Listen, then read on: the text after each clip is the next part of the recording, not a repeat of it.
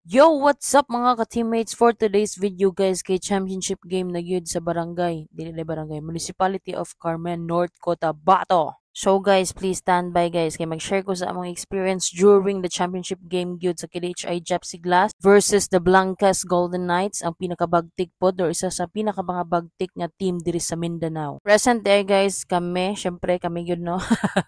Ayan, present si Idol Sawat nato diha og si Bambam Gamalinda, naapod sila kampo guys, si Baliwan, si Poyos, and everyone in the Japsi Glass team. Syempre guys, present pod ang tanang supporters sa KDHI team. So waiting ang mga first sundry guys sa shop ni Boss Japsi kay tungod ginahulat pa ang ubang mga teams or ubang mga kagrupo ay magsabay-sabay ang tanan guys nga maglakaw karong adlaw. And also guys, napo ni atong pinakabagtik nga si Andre, the jersey keeper.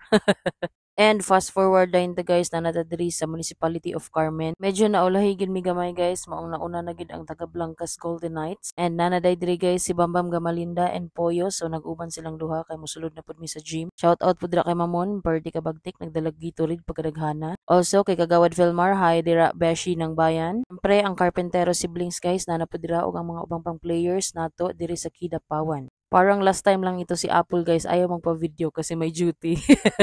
Kidding aside guys, ayan papasok na nga kami sa gym. So syempre tamang gitgitan tayo dyan. Kasi nga sabi nila may pulta na daw yung iba kasi nga ang dami-dami namin. Pero walang makakapigil guys at kami nga ay pumasok na and nandyan na nga din si Idol Warren. Naging import nga din si Idol Warren Cateriano before guys ng Team KDHI Japsi Glass team nung Kalibungan Festival. Kaya naman din hindi rin talaga namin siya malilimutan kapag nagkikita-kita nga yung mga teams. At ayan na nga guys, wala nga tayong pungkuan for today's video pero okay lang yan guys. Ang importante makapag-video tayo at nandito tayo sa harapan. Yes, kailangan talaga guys na nasa harapan ka kapag nag-video ka or nag-vlog ka kasi nga talagang worth it kapag nandyan ka. Kitang-kita mo nga lahat ng pangyayari guys at shock naman akong sa highlights ay napakaganda yung mga bibigay mo. Naging import nga din pala guys si Masaglang ng Blancas Golden Knights noon ng KDHI Japsi Glass team.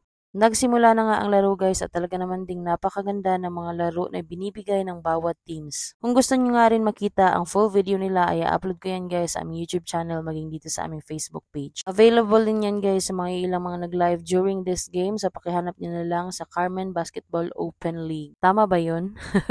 And finally guys, ayan nagtapos na nga ang laro nila during this time and talagang pawis na ang mga first on ito. Syempre nga guys, lahat ng team or bawat team ay talagang nag-i-aim na maging champion sa isang liga. At sa pagkakataon nga nito guys at talagang binigay sa KDHI Japsi Glass team ang title na champion. Syempre guys, bilang supporter, galak na galak nga din talaga kami kasi nga talagang nanalo ang aming team na sinusubaybayan. Sinusuportahan at talaga naman ding mga kaibigan din namin lahat ng mga nandito sa team na to. Syempre guys, hindi matatapos ang lahat kung walang picture taking na magaganap kasi nga napaka-memorable ng pagkapanalo din nila. Kahit ako nga din guys, tumalon din ako nitong time na to kasi nga napakasaya ng naramdaman ko. At ayan nga guys, ang coach ng KDHI Japsi Glass team si Doc Arthur Carpintero. Kahit nga din guys sa labas ng gym ay talagang mayroong naghahanap kay Doc kasi nga gustong magpa-picture sa kanya. Kung minsan nga din si Sir Dex nga din yung napagkakamala na si Doc Arthur. At ayan nga din guys, habang naglalakad ako palabas meron nga din palang nakakakilala sa atin dito. Shoutout nga pala sa inyo mga boss at maraming salamat. So don't forget to like and follow guys kasi meron pa tong part 2.